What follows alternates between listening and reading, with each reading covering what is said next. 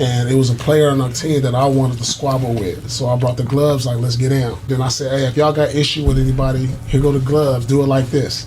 So Rondo grabbed him with Ray. So they had issue. No, when I tell you that Rondo was swinging with conviction, damn, like, what he connected on that? But it was like everybody got their issue off with whoever they were. Hello， 欢迎回到雷枪系列。今天我们要介绍的是2011-2012雷枪最后一个在塞尔提克的赛季。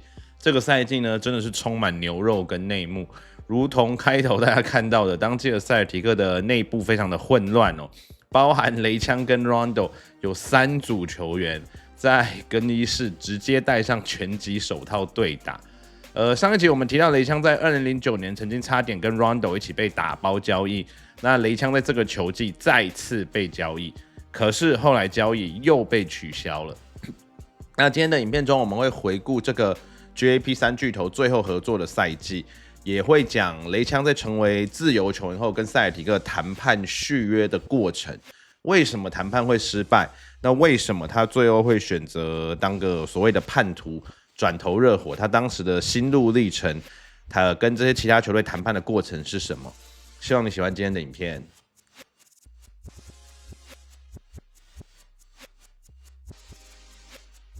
2011跟2012球季是我跟塞尔提克有合约的最后一个球季 ，Rondo 不会被交易的事实也越来越明显。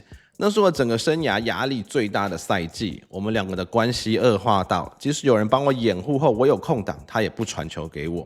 我有些朋友注意到了这件事，但我只是打发他们说，那球刚好别人的机会更好。但其实背地里，我有跟 Doc 抱怨。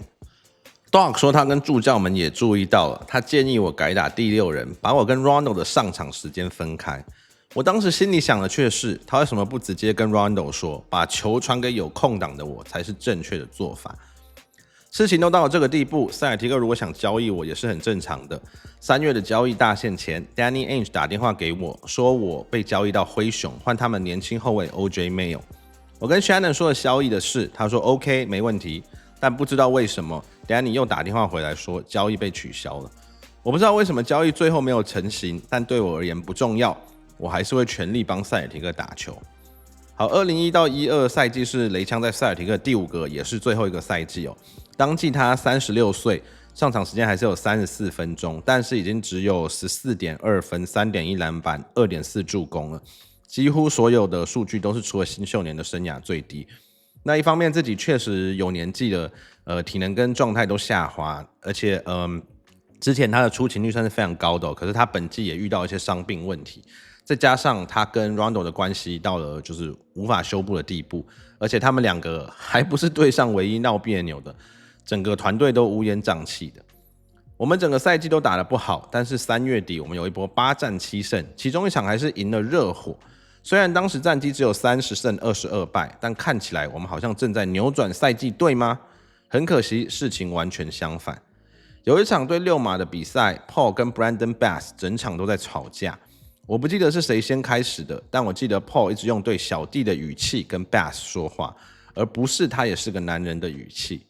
用基本尊重人的语气跟我说话 ，Brandon 不断的说。赛后在更衣室 ，Paul 跟 Bass 还在吵，看起来快打起来了。你们忘记兄弟情谊了吗 ？Doc 说。我们这整季都没有兄弟情谊好吗 ？Rondo 说。Rondo 不知道为什么提到我的名字。你说什么？我回答他。Rondo 说：“你嫉妒我。”我回他：“我是要嫉妒你什么？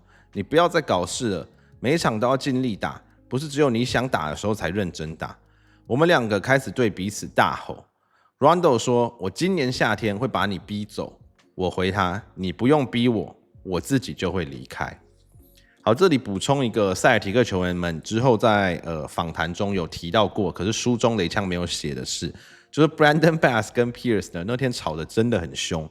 那 Doc 觉得有这一组 Brandon Bass 跟 Pierce 在吵架，又有 Rondo 跟雷枪就是严重不合，他觉得你们干脆打一架好了，反正我怎么调解都没用，你们干脆打好了。所以呢，在球队所有人的见证下 ，Brandon Bass 跟 Paul Pierce 2个人戴上拳击手套打了3分钟。之后雷枪跟 Rondo 也戴上手套打了3分钟。就当天这2组人在更衣室就分别对打。And it was a player on our team that I wanted to squabble with. So I brought the gloves, like, let's get down. So me and him put the gloves on. We got down, and then I said, hey, if y'all got issue with anybody, here go the gloves. Do it like this. So Rondo grabbed him with Ray. So they had issue. No, when I tell you that Rondo was swinging with conviction, but he never connected. But the swings was with conviction. I was looking like, damn, like what he connected on that.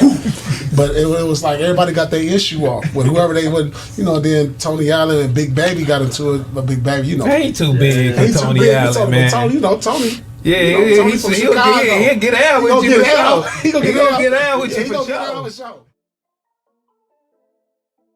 再回到 Boston 的飞机上，我去找了 Rondo， 我觉得我们还有一点机会化解心结，毕竟季后赛还有3个礼拜就要开打了，我们必须化解心结。你为什么觉得我嫉妒你？我问他。不要再说了。什么叫不要再说了？我们只剩11场球要打，不要再说了。再说什么都没意义了。Rondo 跟我的心结是无法解决的。好，11-12赛季是塞尔提克 GAP 3巨头最后合作的一个赛季。那当季球队的主要轮替当然就是 GAP 3巨头跟 Rondo。那板凳主要的轮替球员是 Jermaine O'Neal、Mikal Pietrus、Avery Bradley， 还有前面提到的 Brandon Bass。那当年的塞尔提克正面临所有强队都会面临的，就是看起来还有一丝夺冠窗口，但是即将要面临重建。如何再用老将追寻最后的最大的夺冠机会，跟培养年轻球员的难题。那像是 GAP 当个赛季，他们已经分别35、36跟34岁了。雷枪又是合约的最后一年，所以很多人就把那个赛季当作是他们的最后一舞。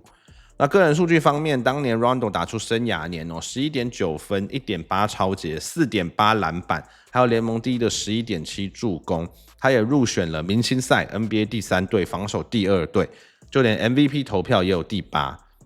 那雷枪提到当年球队的内部气氛就很差主要就是他跟 Rondo 的心结一直无法解除。不过即使是这样，他们还是打出了39胜27败，是东区第4种子。那前2轮他们分别4-2跟4-3淘汰76人，老鹰跟76人。东区冠军赛则是遇到连续第2年的对手热火。那前2战热火取得2-0优势，可是3、4、5战塞尔提克3连胜，一度在系列赛有3-2优势。那第6战就是著名的 LeBron 的死亡之凳比赛。当年是热火成军3巨头成军的第2年。第1年雷声大雨点小，打到了冠军赛，但最后输给小牛 Dirk 的小牛。第2年又在东区决赛就被塞尔提克逼到3-2面临淘汰。当时甚至有一些谣言，还有很多球迷都已经在预测，如果3巨头输掉这场比赛，连续2年拿不到冠军， Pat Riley 就有可能要考虑拆掉LCD 连线。那第6战是 LeBron 生涯最著名的比赛之一吧。上半场火力全开拿了30分，全场拿了45分，是他当时生涯的代表作之一。最后第7战热火101-88胜出，淘汰了塞尔提克，也算是终结了塞尔提克 GAP 3巨头的时代。那雷枪对这场比赛还有系列赛都没有太多的描述，他就只是说球队尽力了，那大家确实年纪都大了，所以塞尔提克被淘汰了，雷枪的合约也即将要到期了。7月1号晚上12:01分，第2次成为自由球员的他电话就响了，打来的是灰熊队。雷枪说他一开始没有想要离开塞尔提克，从第1天加入起他就觉得这是个顶级的球团。当时的他马上就要37岁了，他知道自己剩下的时间已经不多。那他对塞尔提克的要求也没有太多。第一，他觉得他没有要非常多的钱，他要的是尊重。第二是他希望教练团能在进攻战术做一些改变，因为他觉得过去2个赛季球队太依赖 Rondo 发起进攻，不是很有效率。但很快他就发现谈判大概不会很顺利。第一个是 Danny Ainge 并没有很积极的回应雷枪的经纪人休赛季开季的前几天是兵家必争的关键时期，那球团跟球员们都在抢有限的薪资上限的操作空间，可是 Ainge 都没有直接回应雷枪的经纪人，而是常常说我们要看我们跟另一个球员某某某谈的怎么样，才能决定可以开什么样的合约给雷枪。那最明显的一次回绝，就是在说塞尔提克在等自由球员 Jason Terry 的回复。Terry 他是个可以打得分后卫的双能卫，所以听起来你就是在找可以取代雷枪的人嘛。那听到这雷枪就知道塞尔提克并不会很积极的处理他的合约，最后的结果也确实是，雷枪以自由球员身份离开 ，Jason Terry 自由球员身份加入塞尔提克取代他。那接着呢，就是雷枪关于进攻战术的疑虑哦。Ainge 说他会回去问Doc 下一季的进攻策略，然后几天后回复回枪说下一季还是会以 Rondo 为中心发起进攻。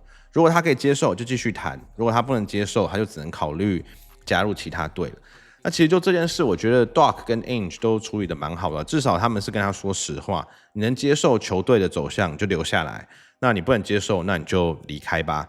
不像有些球队或教练会先用骗的啊，承诺你怎么样的球权，承诺你什么样的地位，但其实可能心里根本就没有打算要给球员这样子的地位或球权。好，在跟塞尔提克的谈判不是很顺利以后呢，雷枪发了简讯给 KG 说，我大概不会回来了。那 KG 尝试安慰他说，球队会找到方法的。不过雷枪说，在跟家人讨论后，他们决定应该认真听听其他队的 offer。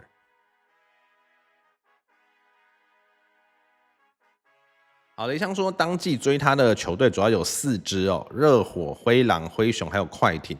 他最有兴趣的其实是快艇，因为前一个赛季他们刚组成我们刚刚提到的 Chris Paul、Blake Griffin、DeAndre Jordan 的 Lob City。不过最后快艇决定把当季的中产开给另一个得分后卫 Jamal Crawford。那灰狼跟灰熊分别也是开了中产给雷枪，价值1季500万。热火则是只开了2年600万。不过最后雷枪选择加入热火，那因为热火是他觉得最有机会拿冠军的球队。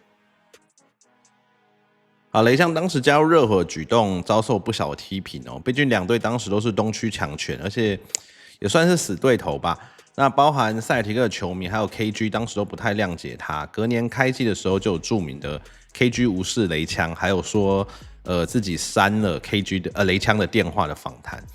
那这件事呢，就间接导致雷枪跟 KG 好多年没有联络，甚至可以说是决裂吧。不过在2002年，两个人在 KG 的球衣退休仪式上重修旧好，跟 Pierce 一起来了拥抱，看起来已经是放下过去的恩怨。当时感动了包含我在内很多的球迷，而且前几天我滑雷枪的 IG 的时候，还看到今年9月底 KG 跟雷枪一起去澳洲宣传 NBL， 所以两个人和好，我相信大部分球迷都乐见。那 KG 自己有说过 Kobe 的突然过世让他想清楚了很多事情，就是不要一直抱着怨恨或者是对过去的仇恨生活，所以他不清楚他们具体是怎么和好的啦，但反正 KG 算是遇到了 Kobe 突然过世这件事以后，就放下了心中这些过去不爽的事情。好，那这里再补充一下雷枪对于加入热火的说法哦。他说，因为他跟 Rondo 的关系已经恶化到无法修补了，球队也决定以 Rondo 为中心继续走下去。那他觉得以 Rondo 为进攻发起的策略不完全正确。那谈判时塞尔提克也没有特别重视他，开出的金额只有2年1200万，跟他开出的3年2400万有一段差距。这些种种的因素都让他觉得继续待在塞尔提克只会越来越不被重视，自己只会越来越不开心。那他在这样的情况下，他就觉得离开没有什么对不起大家或者该需要道歉的。他唯一的遗憾是他没有事前通知队友，他觉得自己这里做的不好。我的遗憾是没有事先通知 Paul， 我们一起打了5年，我至少应该事前通知他。他不像 KG 一样常跟我聊天传简讯， KG 至少已经知道我不开心一阵子了， Paul 只是完全不知道我内心的感受。几个月后的开幕战，我们对上塞尔提克，一些板凳球员给我拥抱跟我握手， Doc 也抱了我，但 KG 忽视了我，这让我很受伤，但我一点也不惊讶。如果今天是 KG 的祖母离开了塞尔提克，他一样也会忽视他。开幕战跟我离开只有短短的3个月，大家都还在情绪上。我希望未来的有一天能跟他好好谈谈。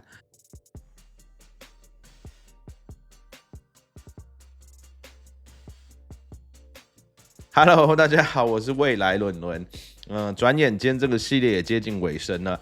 今天我们谈了雷枪在最后在塞尔提克的最后一个球季，那下一集是这个系列的最后一集。下一集我们会聊他在热火的2个赛季的内幕，像是热火队内的气氛啊、氛围跟塞尔提克有什么不一样 ，Spoelstra 的执教跟 Doc 有什么不同，还有最后他是怎么决定退休的，当时的心路历程啊、想的事情、心里的感受是怎么样。那这个系列一路做到现在。虽然成绩不是非常好，可是有很多观众给我支持留言鼓励我，谢谢大家对这个系列的支持。那如果有什么大家觉得我可以在呈现方面做得更好的排版啊、音乐啊、内容啊，拜托大家留言让我知道，这样子才可以越做越好。当然，如果你喜欢类似这样的影片，麻烦你动动小手指按下订阅，会给这个频道很大的帮助。希望你有美好的一天，谢谢你看到这里，我们下次见，拜拜。